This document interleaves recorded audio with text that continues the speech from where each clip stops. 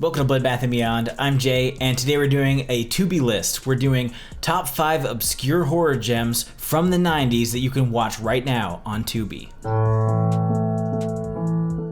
As a big disclaimer, it's important to know that I don't know what you think is obscure, but I chose 5 movies that I feel not a lot of people have watched.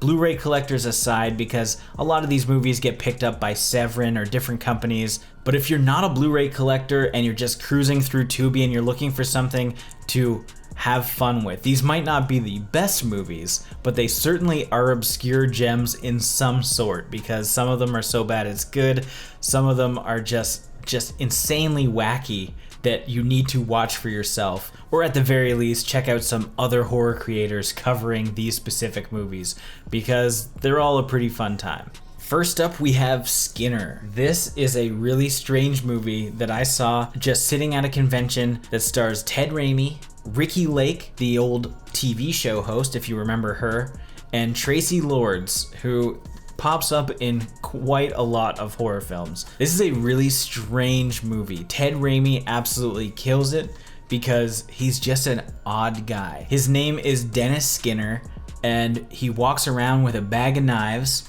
and kills people and takes their skin. That's like the whole shtick. Because he is a wanderer, he ends up living with Ricky Lake and her husband, and there's some really weird back and forths, like Ricky Lake falls in love with him. All the while, Tracy Lords is actually a victim that he skinned that wasn't dead, and she's coming back in this big trench coat looking to kill him. So it's all about her tracking down Skinner himself and trying to skin him or get back at him in some way. This was kind of just a weird mix of people in a movie that looks pretty good that I don't think a lot of people have seen. The colors are vibrant, you've got all types of crazy stuff going on. Just Skinner's weird addiction to water is hilarious. Next up is probably the least obscure movie on the list, only because Dead Meat James covered this, but you definitely recognize Clint Howard in the main role as the Ice Cream Man. This is a really wacky film simply because Clint Howard himself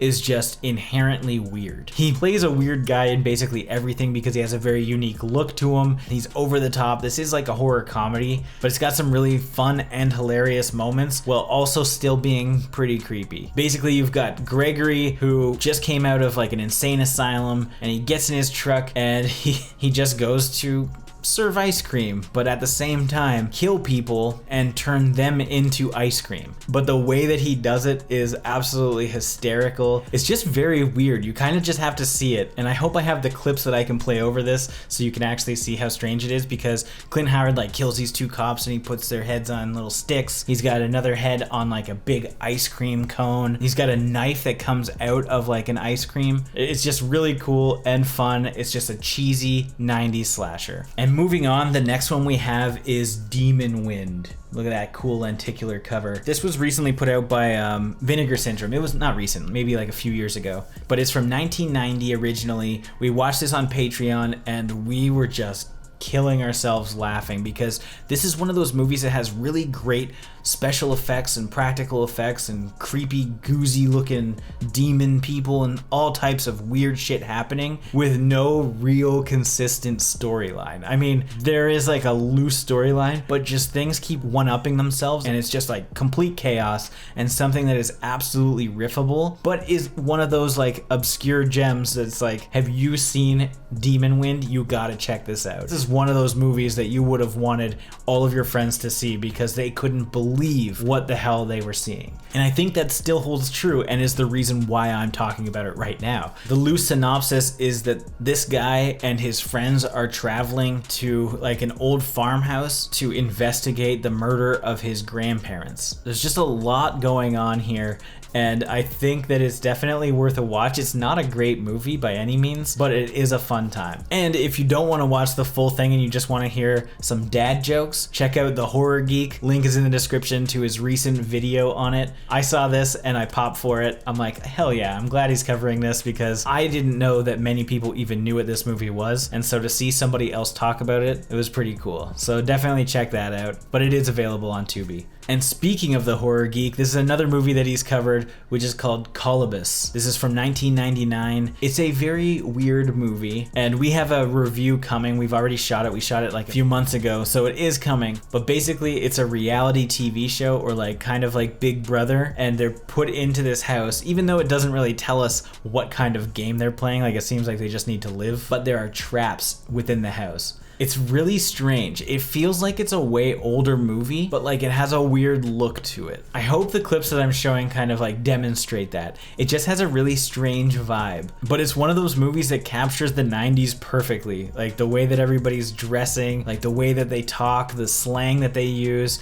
And we do have some pretty decent gore and fun traps. And again, it's not the best movie, but it is a really fun time just because it is a unique premise, I guess, to some degree. Linnea Quigley makes a brief appearance. And the main actress who plays Kira is Amy Weber, who was a diva back in the day for WWE. So it's really fun and weird to see her in this kind of role.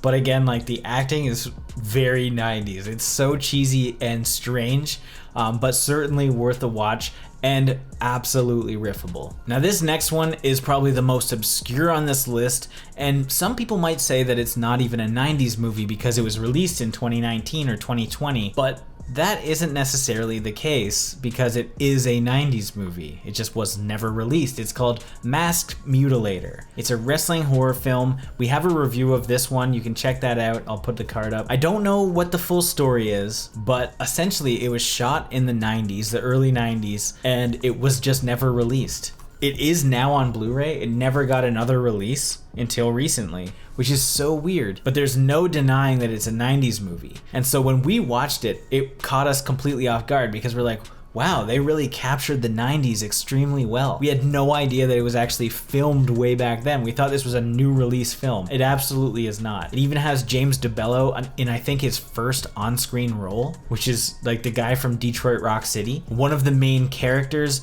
is Glenn Hedrick from Sci-Fi's Face Off. He's one of the judges there. And he's also like an effects master as well, but like that's where most people would know him from, and he's like a prominent character in this. It's awkward, it's strange, and it's about a wrestler who accidentally killed an opponent in the ring, and then he ends up like working in a group home, and somebody in a mask is killing people in the group home. And so they assume that it's this wrestler guy who is the director Brick Bronski, who's been in WWE, and he's in some like trauma movies like Sergeant Kabuki Man and Class of Nukem High 2 and 3. We also have Jeff Sabak from WCW and NWA, and we also have Doug Flex Yazinski from ECW. The movie is extremely predictable, hilariously so. You'll see, everybody has very distinct builds in the film, and they're trying to just throw a mask on one of the characters who's clearly more jacked and huge, and they're trying to pretend like you don't know who it's going to be, and it's amazing. But the fact that this is available on Tubi makes it even better because now more people can experience it. It only has 73 ratings on IMDb. And that's how I kind of like help justify this obscure list. Doing obscure lists is so strange because you don't know what everybody's seen. But having like under 2,000 or even under 5,000 is probably still obscure. And the fact that this isn't even a 90s movie, even though it actually is because I know the backstory, that's what makes this probably one of the best obscure 90s gems that I could find and that you can watch for free. Now obviously this was only 5 random movies from the 90s that I thought might be obscure and fun watches, especially if you're gonna riff over them with some friends or you're having a couple drinks and you just want to chill out and kind of shut your brain off and just enjoy some schlock. This is a solid list. You can watch them all for free on Tubi legally. Link is in the description to all of them, and I encourage you to share your own weird obscure finds from the 90s in the comments. I want to hear them. I have like a massive list, but I didn't think certain ones were obscure enough. I've got like Body Bags. We've got the Warlock series, which is like debatably came out like early 90s. Shockma, which just about like a killer monkey that just dropped on Shudder, but it's also on Tubi. Cruel Jaws, Bad Moon. There's a lot of other weird movies, but some of them I hadn't seen before, so I couldn't really like 100% say like, hey, you gotta check these out. But the 5 that I've I've listed, I think you could have a good time with, even though they're not great movies.